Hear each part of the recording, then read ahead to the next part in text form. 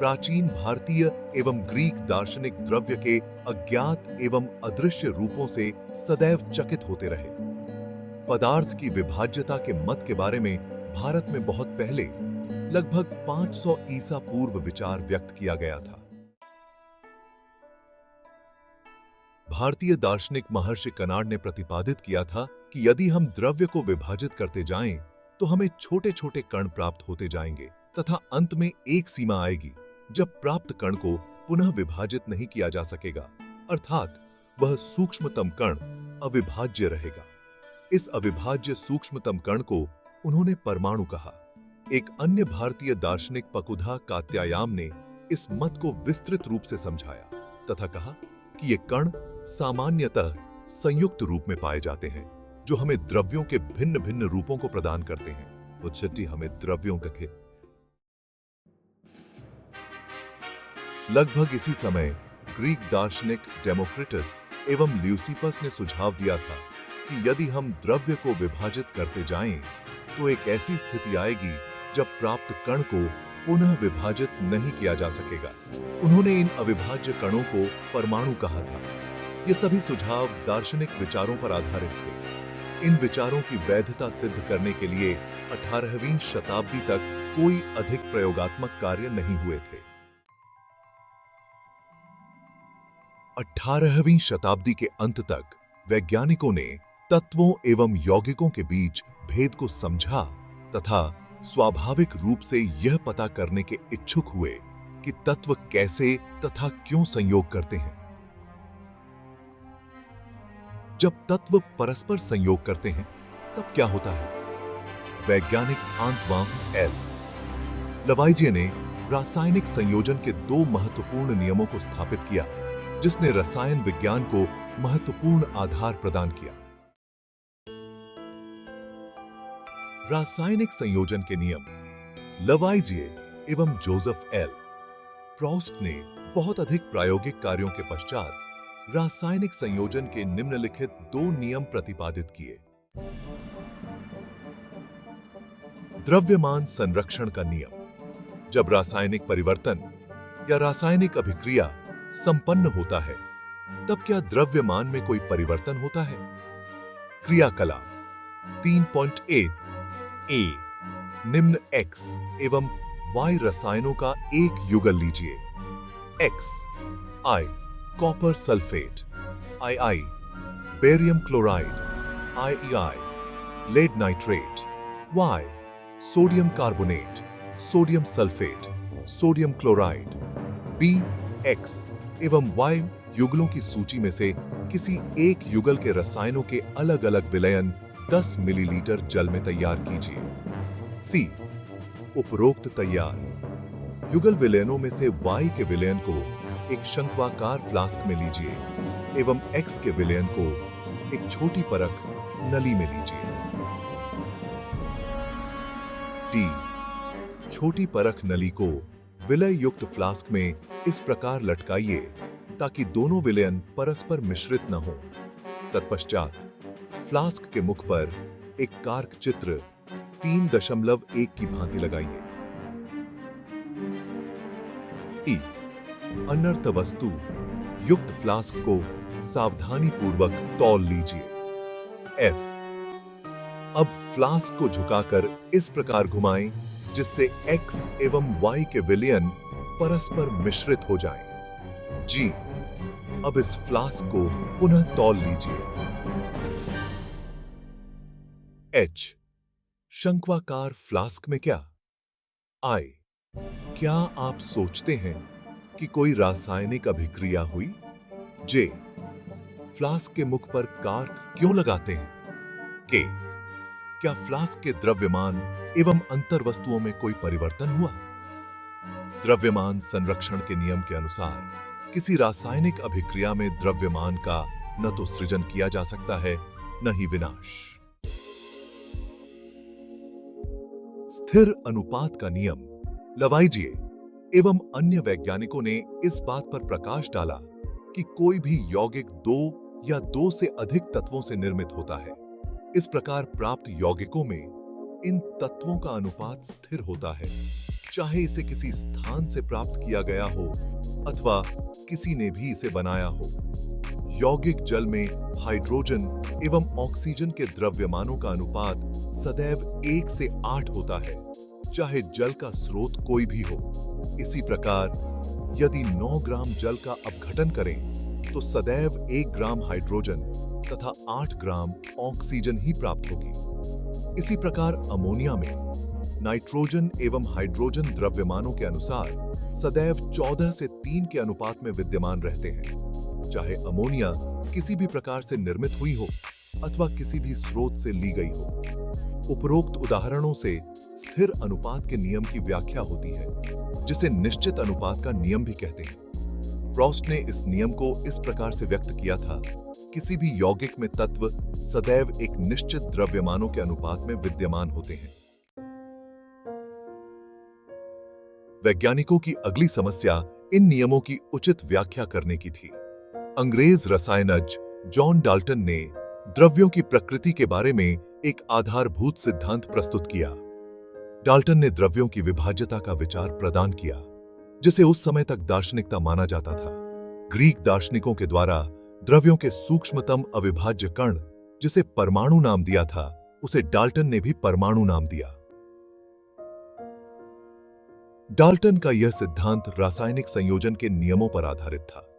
Dalton के परमाणु सिद्धांत ने द्रव्यमान के संरक्षण के नियम एवं निश्चित अनुपात के नियम की युक्ति संगत व्याख्या की। डाल्टन के परमाणु सिद्धांत के अनुसार सभी द्रव्य, चाहे तत्व, यौगिक या मिश्रण हो, सूक्ष्म कणों से बने होते हैं, जिन्हें परमाणु कहते हैं। डाल्टन के सिद्धांत की विवेचना निम्न प्रकार से कर सकते हैं: इमकी की हम दम दे हम भी सभी द्रव्य परमाणुओं से निर्मित होते हैं, जो कि रासायनिक अभिक्रिया में भाग लेते हैं।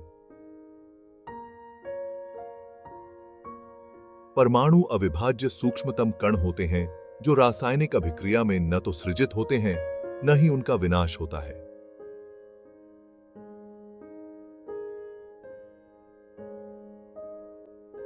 दिए गए तत्व के सभी परमाणुओं का द्रव्यमान एवं रासायनिक गुणधर्म समान होते हैं।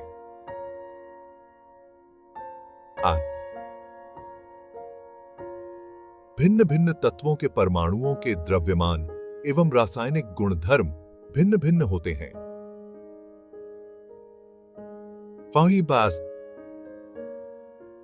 भिन्न भिन्न तत्वों के परमाणु परस्पर छोटी पूर्ण संख्या के अनुपात में संयोग कर यौगिक निर्मित करते हैं।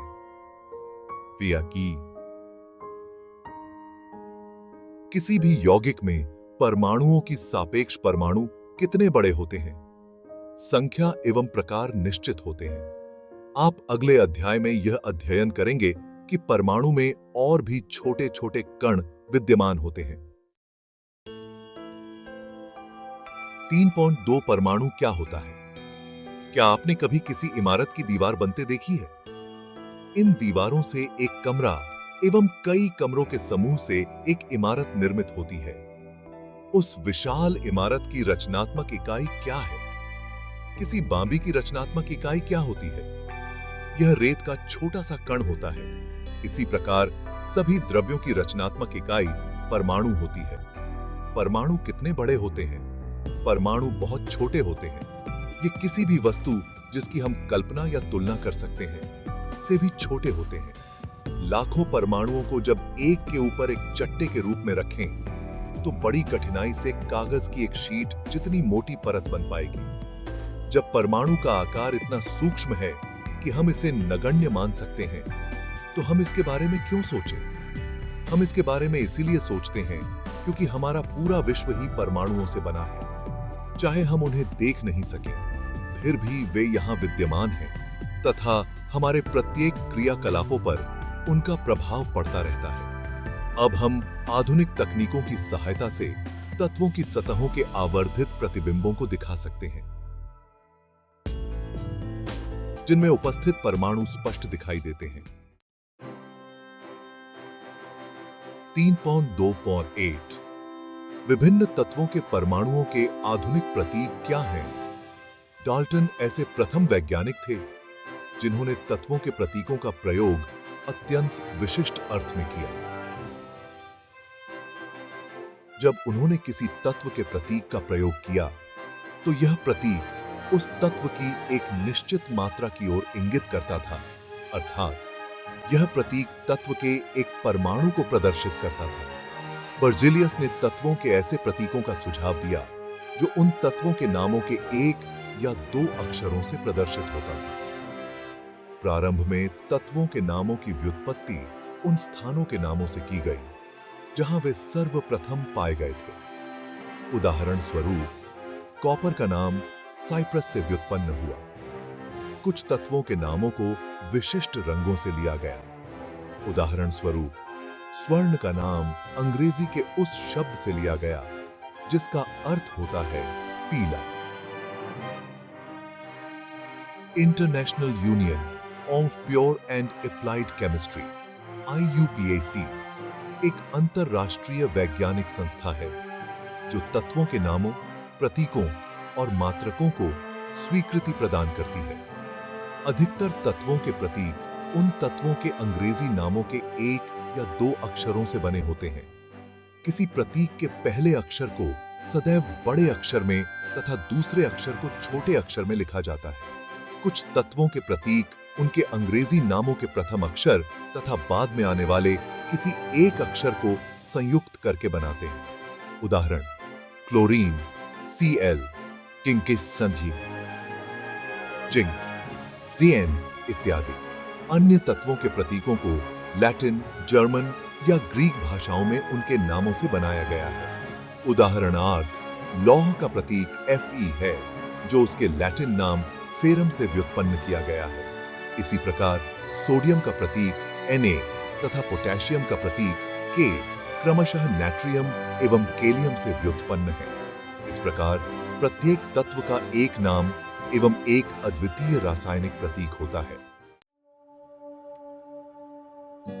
परमाणु द्रव्यमान डाल्टन के परमाणु सिद्धांत की सबसे विशिष्ट संकल्पना परमाणु द्रव्यमान की थी। उनके अनुसार प्रत्येक तत्व का एक अभिलाक्षणिक परमाणु द्रव्यमान होता है। डाल्टन का सिद्धांत स्थिर अनुपात के नियम को इतनी भली भांति समझाने में समर्थ था कि वैज्ञानिक इससे प्रेरित होकर परमाणु द्रव्यमान को मापने की ओर अग्रसर हुए। चूंकि एक परमाणु के द्रव्यमान को ज्ञात करना अपेक्षाकृत कठिन कार्य था, इसलिए रासायनिक संयोजन के नियमों के उपयोग एवं उत्पन्न यौगिकों के द्वारा सापेक्ष परमाणु द्रव्यमानों को ज्ञात किया गया। जब कभी आप तत्वों का अध्ययन करें तो आपके संदर्भ के लिए उपरोक्त सारणी दी गई है। इस पूरी सारणी को एक बार में याद करने की आवश्यकता नहीं है। समय समय पर एवं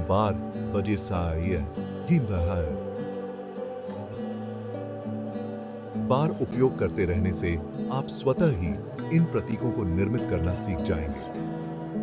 हम यहाँ पर एक यौगिक कार्बन मोनोऑक्साइड CO का उदाहरण लेते हैं जो कार्बन एवं ऑक्सीजन द्वारा निर्मित होता है। प्रायोगिक तौर पर यह निरीक्षित किया गया कि 3 ग्राम कार्बन तथा 4 ग्राम ऑक्सीजन के संयोजन से कार्बन मोनोऑक्साइड निर्मित हुई है। दूसरे शब्दों में कहा जा सकता है कि कार्बन अपने 4/3 अधिक द्रव्यमान वाले ऑक्सीजन के साथ संयुक्त होती है।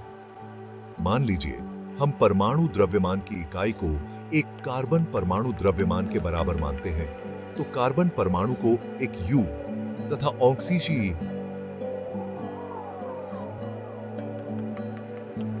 ऑक्सीजन परमाणु द्रव्यमान को 1.33 U निर्दिष्ट करेंगे। प्रारंभ में परमाणु द्रव्यमान को AMU द्वारा संक्षेप में लिखते थे, लेकिन आजकल IUPAC के नवीनतम अनुमोदन द्वारा इसको U यूनिफाइड द्रव्यमान द्वारा प्रदर्शित करते हैं। लेकिन द्रव्यमानों की इकाई को यथासंभव पूर्णांक या लगभग पूर्णांक में व्यक्त करना अधिक सुविधाजनक होता है। आगे चलकर वैज्ञानिकों ने परमाणु द्रव्यमानों की भिन्न भिन्न इकाइयों के बारे में विचार व्यक्त किए। वैज्ञानिक जब विभिन्न परमाणु द्रव्यमानों की इकाइयों के बारे में शोधरत थे, तो उन्होंने प्रारंभ में प्रकृतिजन्य ऑक्सीजन परमाणु के द्रव्यमान के एक 16वें भाग को इकाई के रूप में लिया। 2 कारणों से इसे सुसंगत समझा गया। ऑक्सीजन अनेक तत्वों के साथ अभिक्रिया करके यौगिक बनाता है। बी, इस परमाणु द्रव्यमान इकाई द्वारा अधिकांश तत्वों के परमाणु द्रव्यमान पूर्णांक में प्राप्त होते हैं। तथापि 1961 में परमाणु द्रव्यमानों को ज्ञात करने के लिए परमाणु द्रव्यमान इकाई कार्बन 12 समस्थानिक आइसोटोप को मानक संदर्भ के रूप में सार्वभौमिक रूप से स्वीकार किया गया था। कार्बन 12 समस्थानिक के एक परमाणु द्रव्यमान के एक 12वें भाग को मानक परमाणु द्रव्यमान इकाई के रूप में लेते हैं।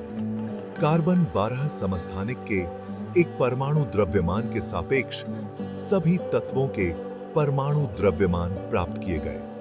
कल्पना कीजिए कि एक फल विक्रेता बिना मानक भार के फल बेच रहा है। वह एक तरबूज लेकर कहता है कि इसका द्रव्यमान 12 इकाई है, 12 तरबूजीय इकाई अथवा 12 फल द्रव्यमान इकाई। वह तरबूज के 12 बराबर टुकड़े करता है तथा कहता है कि उसके द्वारा बेचे जा रहे प्रत्येक फल का द्रव्यमान तरबूज के एक टुकड़े के द्रव्यमान के सापेक्ष है। जैसा कि चित्र 3.4 में दिखाया गया है, अब वह फलों को सापेक्ष फल द्रव्यमान इकाई FMU में बेचता है।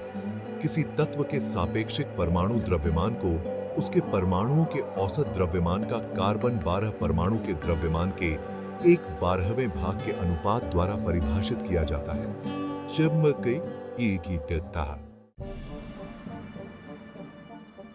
परमाणु किस प्रकार अस्तित्व में रहते हैं? अधिकांश तत्वों के परमाणु स्वतंत्र रूप से अस्तित्व में नहीं रह पाते। परमाणु अणु एवं आयन बनाते हैं। ये अणु अथवा आयन अत्यधिक संख्या में पुंजित होकर वह द्रव्य बनाते हैं जिसे हम देख सकते हैं, अनुभव कर सकते हैं अथवा छू सकते हैं।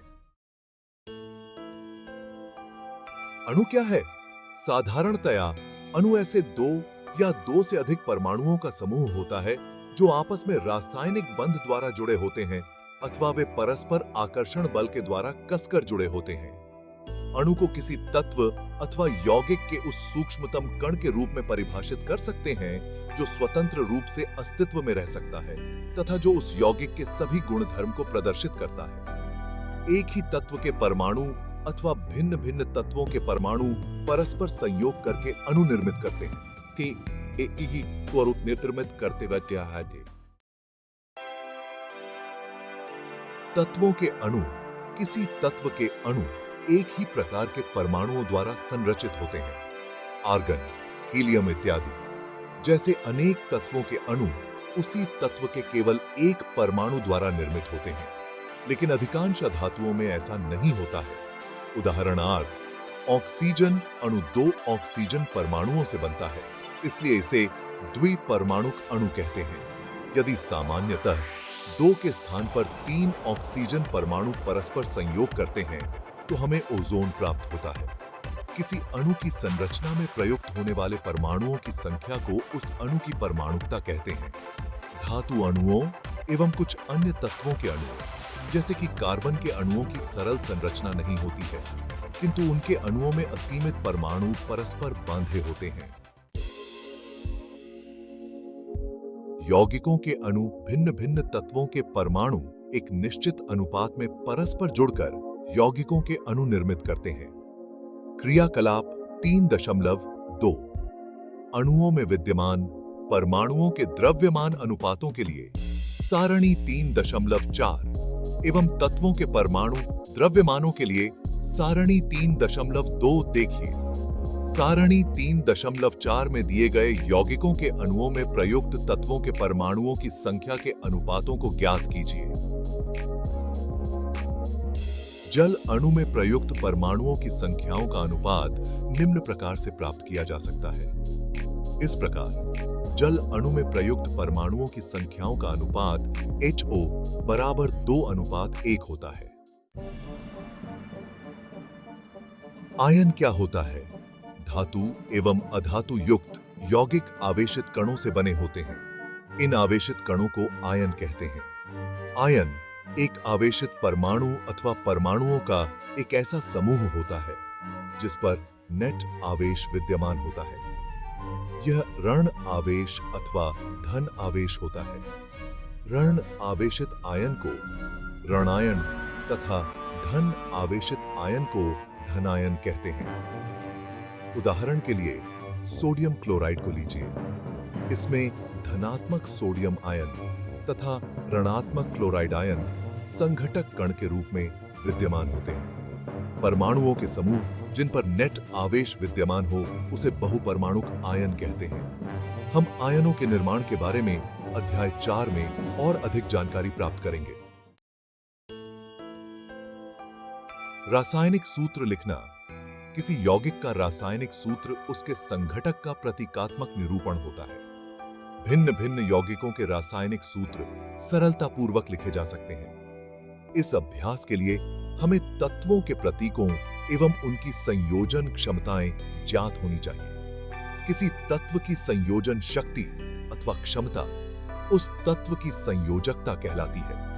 किसी एक तत्व के परमाणु दूसरे तत्व के परमाणुओं के साथ किस प्रकार से संयुक्त होकर एक रासायनिक यौगिक का निर्माण करते हैं, इसको ज्ञात करने के लिए संयोजकता का उपयोग करते हैं। किसी तत्व के परमाणु की संयोजकता को उसके हाथ अथवा भुजा के रूप में विचार किया जा सकता है। मानव की 2 भुजाएं तथा ऑक्टोपस की 8 भुजाएं होती हैं। ऑक्टोपस की एक भुजा मानव की केवल एक भुजा पकड़ सकती है। यदि एक ऑक्टोपस को कुछ मानवों को इस प्रकार से पकड़ना है कि उसकी 8 भुजाएं मानवों की दोनों भुजाओं के साथ प्रयुक्त हो जाएं, तो आपके विचार में ऑक्टोपस कुल कितने मानवों को पकड़ सकता है? अब ऑक्टोपस को O तथा मानव को H से निरूपित कीजिए। क्या आप इस संयोजन के लिए सूत्र लिख सकते हैं? क्या आप OH को सूत्र के रूप में प्राप्त करेंगे? पादांक 4 ऑक्टोपस द्वारा पकड़े गए मानवों की संख्या को प्रदर्शित करता है। सारणी 3.6 में कुछ सरल एवं बहुपरमाणुक आयनों की संयोजकताएं दी गई हैं। संयोजकता के बारे में हम और अधिक जानकारी अगले अध्याय में प्राप्त करेंगे। रासायनिक सूत्र लिखते समय आपको निम्न नियमों का पालन करना चाहिए। A, आयन की संयोजकता अथवा आवेश संतुलित होना चाहिए। B, जब एक यौगिक किसी धातु एवं अधातु के संयोग से निर्मित होता है तो धातु के नाम अथवा उसके प्रतीक को रासायनिक सूत्र में पहले लिखते हैं। उदाहरणार्थ calcium oxide CaO, sodium chloride NaCl, iron sulphide FeS, copper oxide CuO इत्यादि। जहां पर ऑक्सीजन, क्लोरीन, सल्फर अधातुएं हैं तथा उन्हें दाईं तरफ लिखते हैं, जबकि कैल्शियम, सोडियम, आयरन एवं कॉपर धातुएं हैं तथा उन्हें बाईं तरफ लिखते हैं। C, बहुपरमाणुक आयनों द्वारा निर्मित यौगिकों में आयनों की संख्या दर्शाने के लिए आयन को कोष्ठक में लिखकर आयनों की संख्या कोष्ठक के बाहर लिखते हैं। उदाहरण MgOH 2 है। यदि बहुपरमाणुक आयन की संख्या 1 हो तो कोष्ठक की आवश्यकता नहीं होती। उदाहरण के लिए NaOH। सरल यौगिकों के सूत्र 2 भिन्न भिन्न तत्वों से निर्मित सरलतम यौगिकों को द्विअंगी यौगिक कहते हैं। सारणी 3.6 में कुछ आयनों की संयोजकताएं दी गई हैं। आप इनका उपयोग यौगिकों के सूत्रों को लिखने के लिए कर सकते हैं। आणविक यौगिकों के रासायनिक सूत्र लिखते समय हम पहले संघटक तत्वों के प्रतीक लिखकर उनकी संयोजकताएं लिखते हैं, जैसा कि निम्न उदाहरणों में दर्शाया गया है। तत्पश्चात संयोजित परमाणुओं की संयोजकताओं को क्रॉस करके अनुसूत्र लिखते हैं। उदाहरण के लिए हाइड्रोजन क्लोराइड का रासायनिक सूत्र HCl है। हाइड्रोजन सल्फाइड का सूत्र HS है। कार्बन टेट्राक्लोराइड का सूत्र CCl4 है। मैग्नीशियम क्लोराइड का सूत्र ज्ञात करने के लिए पहले हम धनायन का संकेत Mg2+ लिखते हैं। इसके पश्चात ऋणायन क्लोराइड Cl भी लिखते हैं। तत्पश्चात इनके आवेशों को आड़ा तिरछा करके हम सूत्र प्राप्त करते हैं। मैग्नीशियम क्लोराइड का सूत्र MgCl2 है। इस प्रकार हम देखते हैं कि मैग्नीशियम क्लोराइड के अणु में 2 क्लोराइड आयन Cl ही, प्रत्येक मैग्नीशियम आयन Mg2+ के लिए होते हैं। इस प्रकार के आयनिक यौगिकों में धनात्मक तथा ऋणात्मक आवेशों का संतुलन होना चाहिए। ध्यान देने योग्य बात यह है कि इस प्रकार का संतुलन होना चाहिए तथा संपूर्ण संरचना उदासीन के सूत्रों में आयनों के आवेशों को नहीं दर्शाया जाता है। एल्यूमिनियम ऑक्साइड का सूत्र Al2O3 है। कैल्शियम ऑक्साइड का सूत्र, यहां पर दोनों तत्वों की संयोजकताएं समान हैं, अतः इसका सूत्र Ca2O2 प्राप्त होगा, किंतु हम इस सूत्र को CaO के रूप में सरलीकृत करते हैं। बहुपरमाणुक आयनों वाले यौगिक सोडियम नाइट्रेट का सूत्र NaNO3 है। कैल्शियम हाइड्रोक्साइड का सूत्र CaOH2G।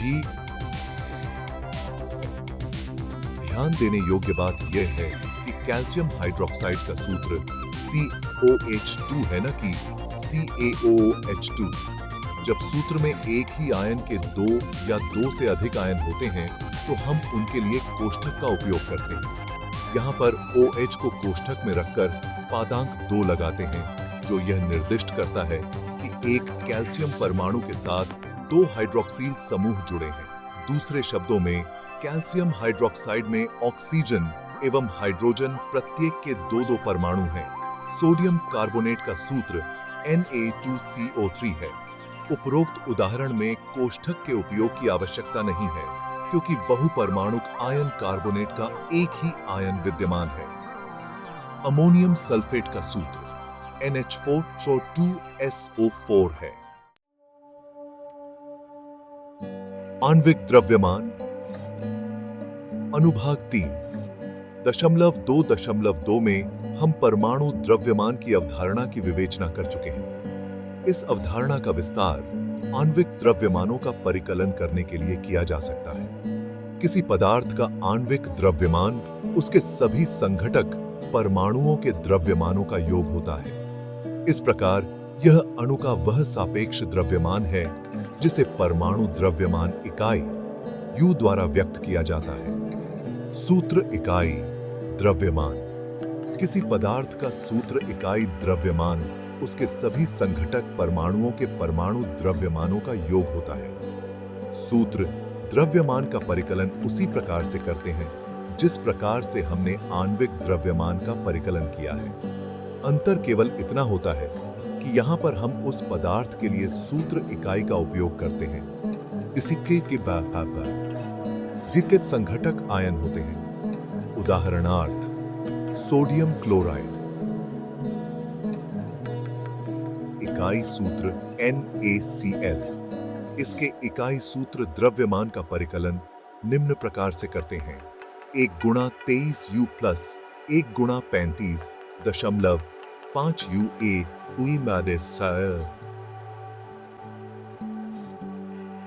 58.5 U। आपने क्या सीखा?